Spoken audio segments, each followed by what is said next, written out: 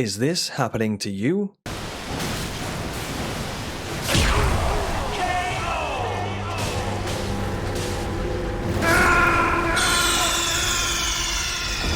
Then you're in the right place for video game training.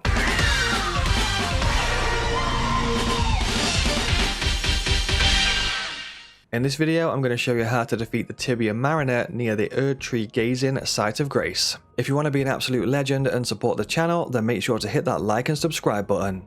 My name is Azzavhar or Azza. Now let's get into the video. So I'll just show you where this is on the map. You want to be heading to these ruins. The boss is just here. And to actually access this boss, you want to be going from the Erd Tree Gazing site of grace, and then going kind of like northeast a little bit up this slope. And then across, you'll see the boss just here.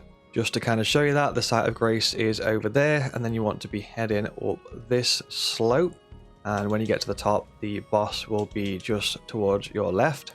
The main piece of equipment that we'll be using for this fight are these holy water pots. We'll be throwing these at the adds to delete them nice and quick. We'll also be popping some fire grease onto our weapons to do some extra damage. If you do have some holy grease, then definitely use that. This boss is quite weak to holy. And we'll be using dual swords. We've got the two keen scimitars. We also do have one FP flask set, because if we use wolf summons, then we might need to restore some FP to actually throw the holy water pots, because it does consume a little bit of FP when you throw one of these. Okay, so let's jump into the actual fight itself. First of all, we'll pop the fire grease, and then when we jump over here, the fight will actually start.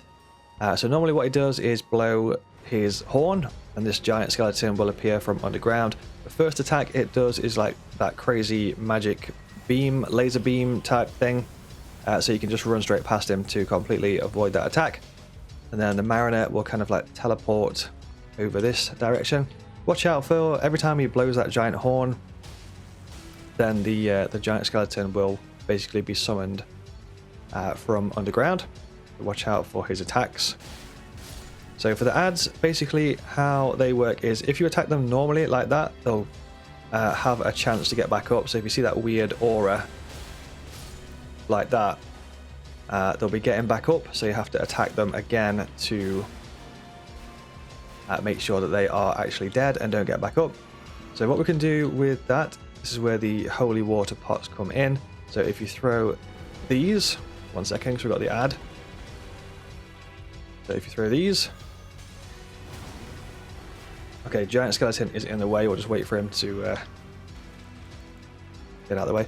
So if you throw these like that, it will take out the ads, and they won't have that second chance to get back up again. And what you can do sometimes is, if there's a bunch of adds that are all close together, then the holy water will actually get all of them, which is really, really useful. So it's worth taking those bad boys out, because they do get in the way. The holy water pots don't really do a lot of damage to the actual Mariner himself. As you can see, it's just like a little bit. You can also use holy grease. Put holy grease on your weapon if you do have any holy grease. It's also really effective as well, but we don't have any on this character at the minute. And then you can pop some fire grease on to do a little bit of extra damage. But the Mariner himself is actually quite squishy, so you can pretty much just start to go crazy with your attacks, really, once the coast is clear. It's kind of like the adds and stuff that make this fight a bit spicier. And he'll teleport away again. I think he goes up the cliff at this point. So if you look at the top of there, when his health gets a little bit lower like that, it'll kind of like make you run up the side of the cliff here. And obviously you'll have to avoid like the skeletons and the giant skeleton and stuff, like as you are on the way up. Once again, watch out for the big skeleton. You can of course use summons and stuff if you want to whip out spirit summons. So what I would do with that is, because we've used FP, like I mentioned before, it costs a little bit of FP to actually throw these holy pots. So if you find yourself in that situation where you want to summon but you're actually out of FP. That's why we brought like one of the blue flasks, just in case. And now you can summon spirit ashes, whatever you want to summon. There we go. But yeah, other than that, that is the fight.